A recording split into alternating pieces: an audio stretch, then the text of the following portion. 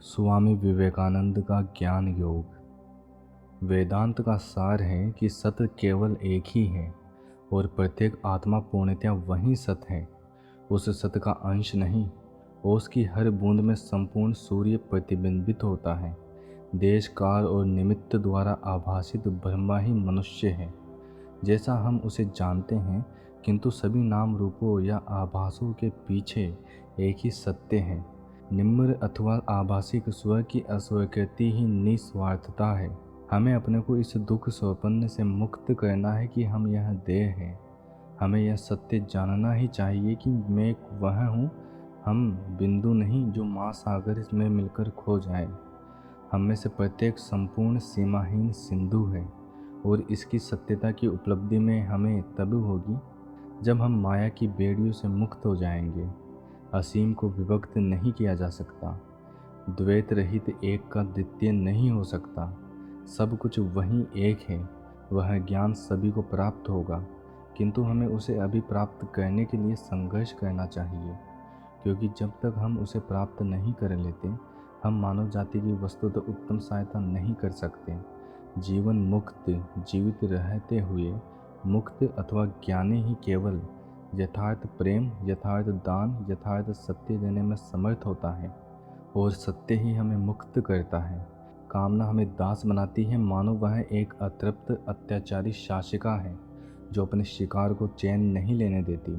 किंतु जीवन मुक्त व्यक्ति इस ज्ञान तक पहुंचकर कि वह अद्वितीय ब्रह्मा है और उसे अन्य कुछ काम नहीं है, सभी कामनाओं को जीत लेता है।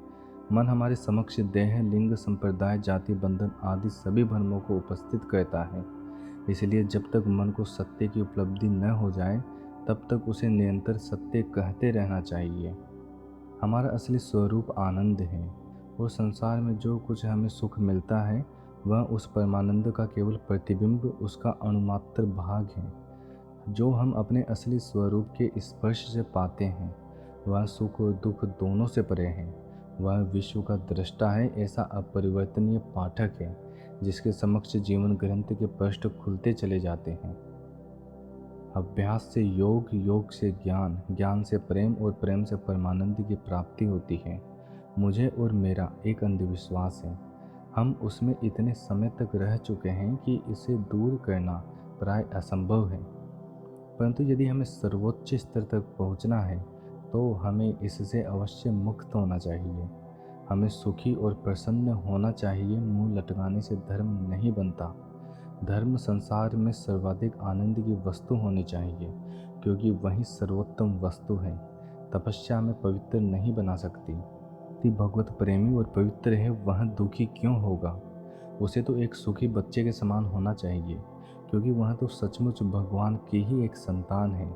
धर्म में सर्वोपरि बात चित्त को निर्मल करने की है। स्वर्ग का राज्य हमारे भीतर है, पर केवल निर्मल चित्त व्यक्ति ही राजा के दर्शन कर सकता है जब हम संसार का चिंतन करते हैं। किंतु यदि हम उसके पास इस भाव से जाएं कि वह ईश्वर है, तो हमें ईश्वर की प्राप्ति होगी। हमारा ऐसा चिंतन प्रत्येक वस्तु और प्रत्येक व्यक्ति के प्रति होना चाहिए।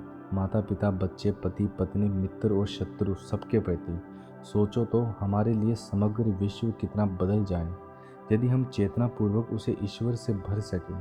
ईश्वर के अतिरिक्त और कुछ न देखो, तब हमारे सभी दुख, सभी संघर्ष, सभी कष्ट सदैव के लिए हमसे छूट जाएंगे।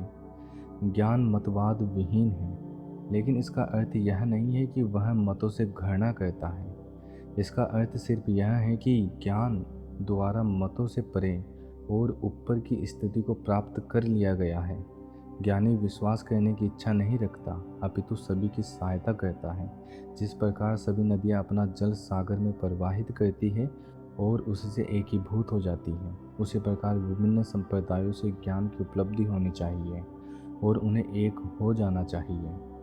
प्रत्येक वस्तु की सत्यता ब्रह्मा पर निर्भर है और इस सत्य की यथार्थ उपलब्धि करने पर ही हम किसी सत्य को प्राप्त कर पाते हैं। जब हम कोई भेद दर्शन नहीं करते, तभी हम अनुभव करते हैं कि मैं और मेरे पिता एक हैं। भगवत गीता में कृष्ण ने ज्ञान का अतीव स्पष्ट उपदेश किया है। यह महान काव्य समस्त भारतीय साहित्य का मुकुटमणि माना जाता है। यह वेदों पर एक प्रकार का भाष्य है। वह हमें दिखता है कि आध्यात्मिक संग्राम इसी जीवन में लड़ा जाना चाहिए, अपितु उसको विवश करना चाहिए कि हमें जो कुछ उसमें है वह उसे हमें प्रदान करे। क्योंकि गीता उच्चतर वस्तुओं के लिए इस संघर्ष का प्रतिरूप है, इसलिए इसके दृश्य को रणक्षेत्र के मध्य प्रस्तुत करना अतीव काव्य में हो गया है। विरोधी सेनाओं में एक के नेता अर्जुन के सारथी के वेश में कृष्ण उसे दुखी न होने और मृत्यु से न डरने की प्रेरणा देते हैं, क्योंकि वे जानते हैं कि वह वस्तुतः अमर है और मनुष्य के प्रकृत स्वरूप में किसी भी विकारशील वस्तु का स्थान नहीं है। अध्याय के बाद अध्याय में कृष्ण दर्शन और धर्म की उच्च शिक्षा अर्जुन को देते हैं। यही शिक्षा इस काव्य को इतना अद्भुत बनाती है। वस्तुतः समस्त वेदांत दर्शन उसमें समाविष्ट है। वेदों का उपदेश है कि आत्मा असीम है और किसी प्रकार भी शरीर की मृत्यु से प्रभावित नहीं होती। आत्मा एक ऐसा व्रत है जिसकी परिधि कहीं नहीं है और जिसका केंद्र किसी देह में होता है। मृत्यु केवल इस केंद्र का परिवर्तन है। ईश्वर एक ऐसा व्रत है जिसकी परिधि कहीं नहीं है और जिसका केंद्र सर्वत्र है। और जब हम देह के संकीर्ण केंद्र से निकल सकेंगे, हम ईश्वर को प्राप्त कर लेंगे जो हमारा वास्तविक आत्मा है। वर्तमान भूत भविष्य के बीच एक सीमा रेखा मात्र है। अतः हम विवेकपूर्वक यह नहीं कह सकते कि हम केवल वर्तमान की ही चिंता करते हैं, क्योंकि भूत और भविष्य से भिन्न उसका कोई अस्तित्व नहीं है। वे सब एक पूर्ण हैं। काल की कल्पना तो एक उपाधि मात्र है जिसे हमारी विचार शक्ति ने हम पर आरोपित किया है।